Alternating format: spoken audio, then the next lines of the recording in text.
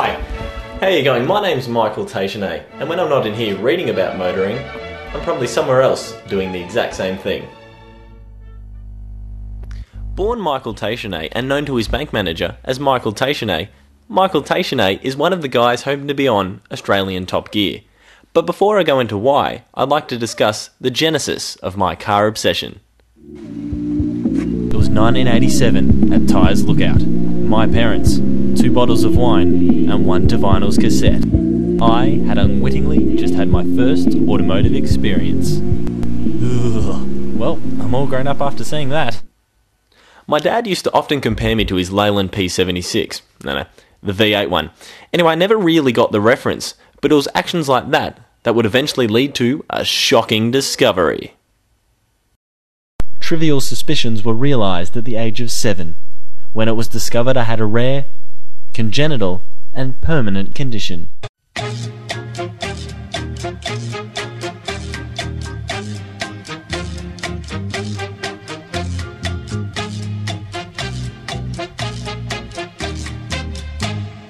My parents attempted to give me avenues to exercise this disorder in a controlled environment.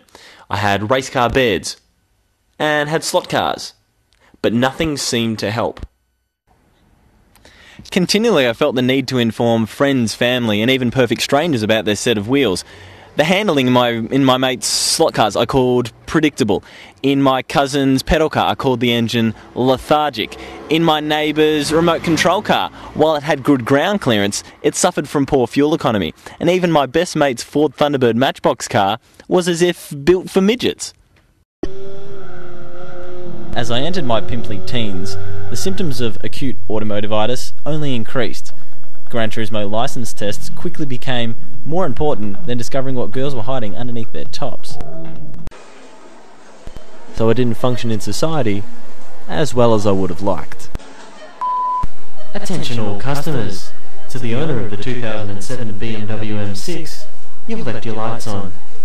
I'll make sure to point it out to you when I see you. You'll be the one with the guide dog, yeah? Tell you what, you'd want to be. That thing is more hideous than the majority of the crap we sell here.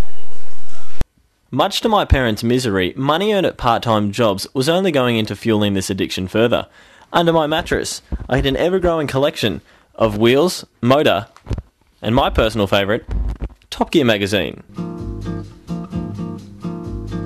Tall and tan and young and lovely, the girl from Ipanema. With such a disorder, the Australian Medical Association recommends sufferers of acute automotivitis to keep off the roads.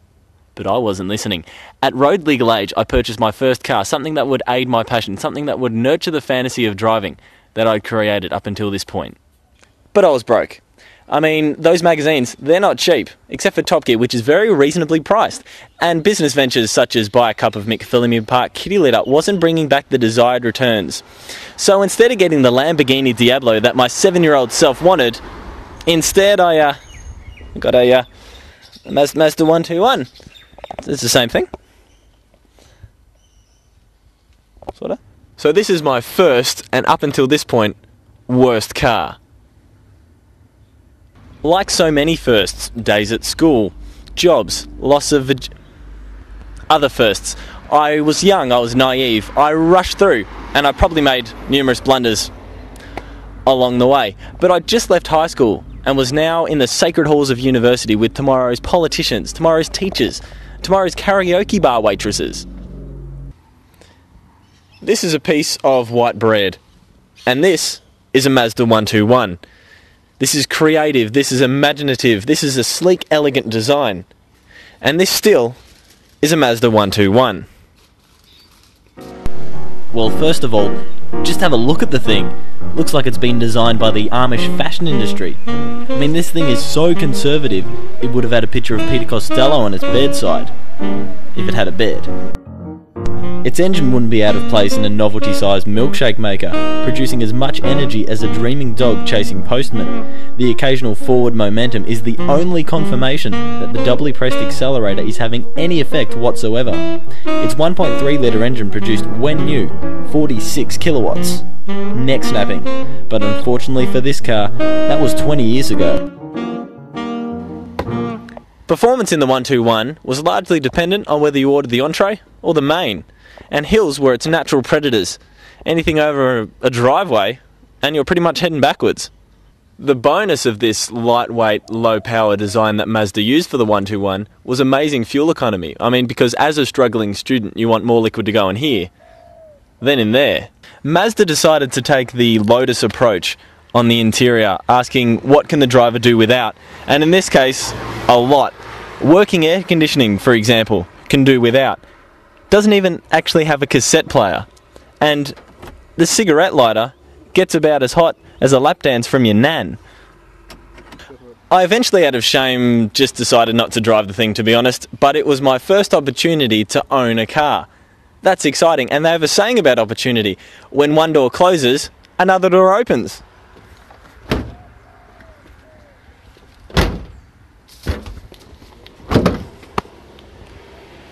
Like that. My next car, this Holden Nova, had an engine that was as smooth as a pickup line beginning with, "Hey, nice elbow," and came from the button inbreeding era, but was still nowhere near as memorable as that 121.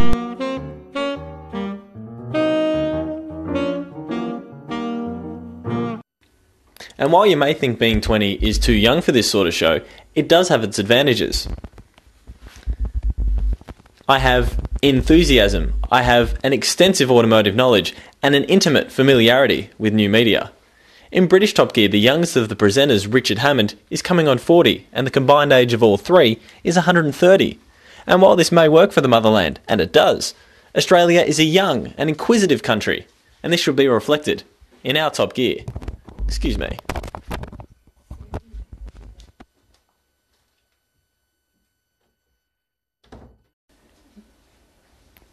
So that's why I need Top Gear. I need to drive cars with personality. Cars that Burke and Wills wouldn't have been so embarrassed that they refused to get a lift from. Now, I'm not impartial to leaving myself open for a bit of a laugh. And I do realise this is SBS, so here is some pointless, gratuitous nudity.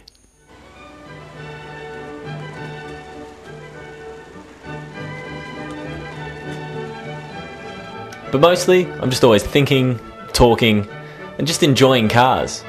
So thank you for your time and your consideration.